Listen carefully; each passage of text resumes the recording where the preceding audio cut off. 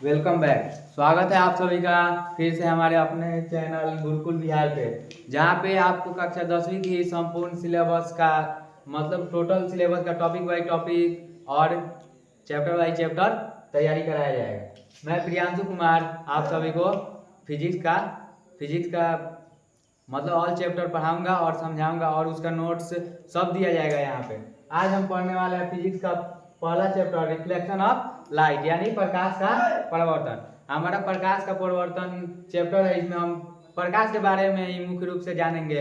प्रकाश आखिर होता क्या है, प्रकाश का परिवर्तन क्या होता है। तो आज का हमारा टॉपिक है प्रकाश का परिवर्तन। जब प्रकाश किसी वस्तु से मान के चलिए किसी वस्तु से टकरा जाते हैं, कोई प्रकाश आ रही है और किसी वस्तु से टकरा कर अपने दिशा में पुनः लौट जाती है, तो इसी घटना को क्या कहते हैं, हम प्रकाश का परिवर्तन करते हैं। सिंपल भाषा में समझे, मान के चलिए कि ये सूर्य है, क्या है हमारा सूर्य है। सूर्य से आती हुई प्रकाश की किरणें और ये कोई समतल सतह है, मान के चलिए हमारे पृथ्वी पे आ रही है, तो कोई एक समतल सतह हो गया और यहाँ से टकरा कर पुनः अपने दिशा में लौट जाती है। इसी घटना को तो हम प्रकाश का परिवर्तन कहते हैं। प्रकाश का परिवर्तन किसी वस्तु से आती हुई प्रकाश या किसी बिंदु स्रोत से आती हुई प्रकाश की किरण पुनः अपने दिशा में लौट जाती है, तो इसी घटना को प्रकाश का परिवर्तन कहते हैं।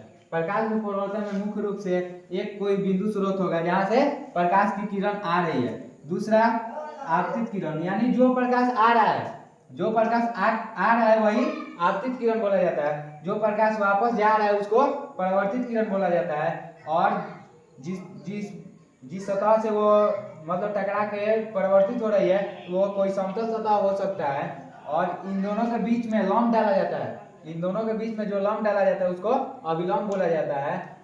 आपतित किरण और अभिलंब के बीच बने कोण को साइनाई यानी क्या बोला जाता है, आपतन कोण बोला जाता है। और परावर्तित किरण और अभिलंब के बीच बने कोण को साइनार यानी परावर्तन कोण बोला जाता है। और साइनाई और साइनार क्या होता है, दोनों बराबर होता है, sine i equal to sine are.